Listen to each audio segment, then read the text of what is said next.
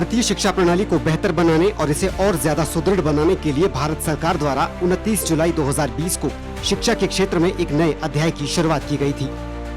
इसके तहत राष्ट्रीय शिक्षा नीति अपनाने का फैसला लिया गया और इसी के साथ देश ने अपने स्कूलों को एक ऐसी जगह के तौर पर विकसित करने की कार्य योजना तैयार की जहां शिक्षा सिर्फ किताबों तक या अंकों तक या फिर याद करने की क्षमता तक ही सीमित नहीं है। नई शिक्षा नीति मानती है कि सार्थक शिक्षा की शुरुआत उम्र के शुरुआती पड़ाव से ही शुरू हो जानी चाहिए और इससे राष्ट्र की युवा शक्ति की मजबूत नींव के निर्माण का रास्ता खुलता है। नई शिक्षा नीति आधारभूत साक्षरता एवं संख्यात्मक योग्यता पर केंद्रित है।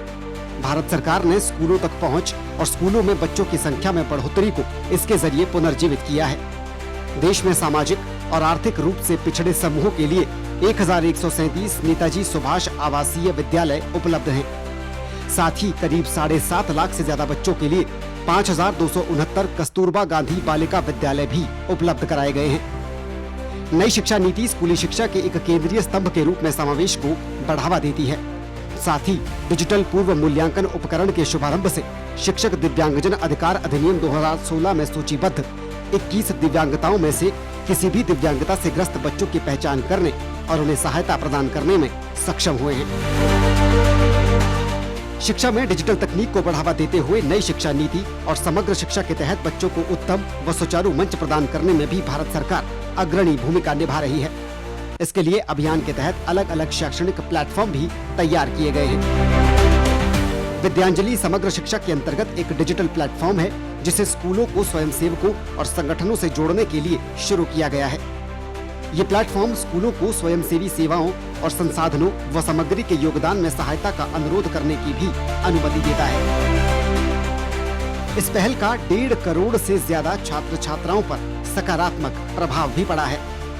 फ्लिप बुक और मोबाइल ऐप दोनों स्वरूपों में उपलब्ध प्रशस्त नियमित और विशेष शिक्षकों को प्रारंभिक हस्तक्षेप के लिए उपकरण प्रदान करता है और इस प्रकार समावेशी शिक्षण वातावरण की नींव रखता है। राष्ट्रीय विद्या समीक्षा केंद्र यानी RVSK देश भर के राज्यों और केंद्र शासित प्रदेशों के VSK से प्राप्त प्रणालीगत स्कूली शिक्षा डेटा का एक सुपर समन्वय करता है जो नीतियों, कार्यक्रमों और योजनाओं में निर्णय लेने के लिए डेटा के संग्रह और विश्लेषण को सक्षम बनाता है। इसके साथ ही दीक्षा यानी ज्ञान साझा करने के लिए डिजिटल अवसंरचना स्कूली शिक्षा के लिए भारत का राष्ट्रीय प्लेटफॉर्म बना है।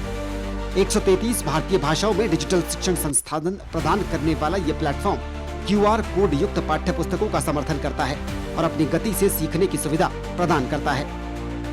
बाल वाटिका और निपुण भारत जैसी पहलों के जरिए बच्चे अपनी सीखने की यात्रा मजबूत नींव के साथ शुरू कर रहे हैं। नई शिक्षा नीति शिक्षा को अधिक न्याय संगत बना रही है, चाहे लड़कियों और विशेष आवश्यकता वाले बच्चों के लिए समर्थन के माध्यम से हो या फिर भारतीय भाषाओं को बढ़ावा देने के माध्यम से हो या फिर क्षेत्रीय असमानताओं को कम करने के प्रयासों के माध्यम से हो। नई शिक्षा नीति 2020 एक ऐसी प्रणाली का निर्माण कर रही है जहां प्रत्येक शिक्षार्थी को फलने फूलने का अवसर मिले और ये यात्रा लगातार जारी रहे। Bureau report, DD news.